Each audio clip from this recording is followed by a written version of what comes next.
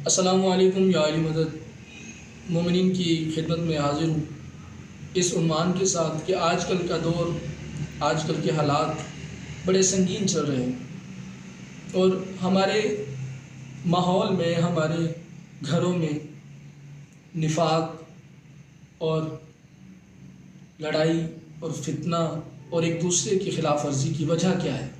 دراصل وجہ یہ ہے کہ ہم لوگ علم سے دور ہیں، ہم علم کی معرفت سے دور ہیں۔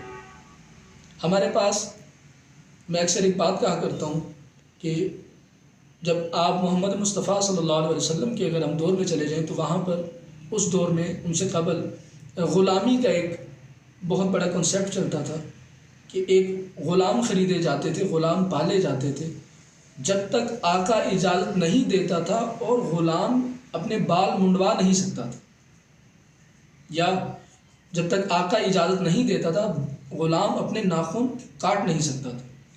مثلا اب یہ وجہ کیا ہے کہ وہ ایک آقا ہوتا تھا، اس کا ایک غلام ہوتا تھا جو اس کی پوری کفالت اس انداز سے کہ ظالمانہ انداز سے لیے بیٹھا ہوتا تھا۔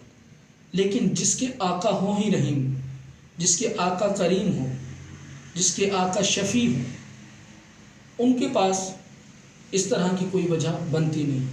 جیسے کہ امام موسیٰ کاظم علیہ السلام فرماتے ہیں کہ جو ہمارے ہاں بہت بدترین معاملات چلتے جا رہے ہیں، عورتیں جو ہیں اپنے شوہروں پر، اپنے رشتہ داروں پر یہ جادوگیری کرنا، جادو کرنا اور ایک دوسرے کا گھر تباہ و برباد کرنا، اس کی وجہ کیا ہے؟ اسی ضمن میں مجھے ایک فرمان امام موسیٰ کاظم علیہ السلام کا ذہن میں آ رہا ہے جو میں آپ کی سماعتوں کی نظر کرنا چاہتا ہوں۔ امام موسیٰ کاظم علیہ السلام سے کسی نے پوچھا کہ مولا، ایک مکڑی کو دیکھا، دیکھ کے کہا مولا یہ مکڑی کیا ہے؟ تو امام موسیٰ کاظم علیہ السلام فرماتے ہیں کہ یہ مکڑی ایک عورت ہے، یہ عورت سے مست شدہ قوم ہے، عورت سے مکڑی بنی۔ اس نے پوچھا مولا آخر وجہ کیا ہے؟ یہ پہلے عورت تھی کہ مکڑی کیوں بنی؟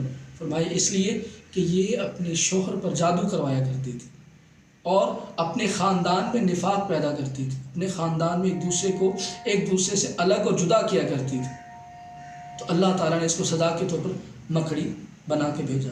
اور عزیزان محترم، یہاں تک بھی حکم ہے کہ مکڑی جہاں پر نظر آئے مار دی جائے۔ سید رسول کا فرمان ہے کہ اسے مار دی جائے۔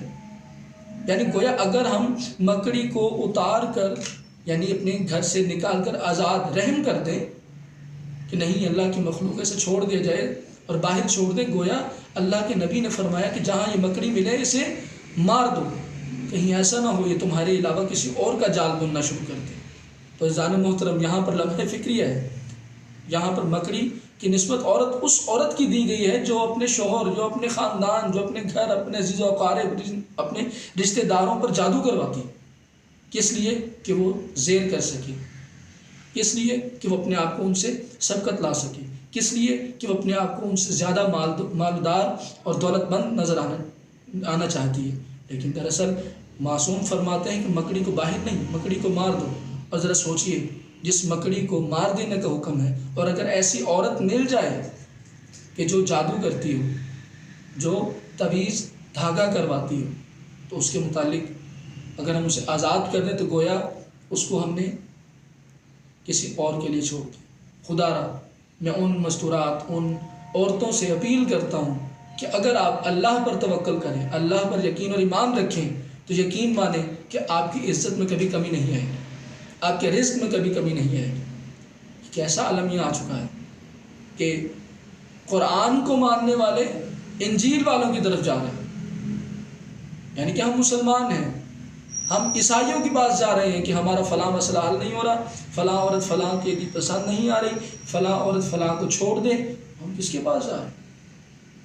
انجیل والوں کو حکم ہوا تھا انجیل کے بعد جب قرآن آ جائے تو انجیل کو چھوڑ کے قرآن پر ایمان رکھنا۔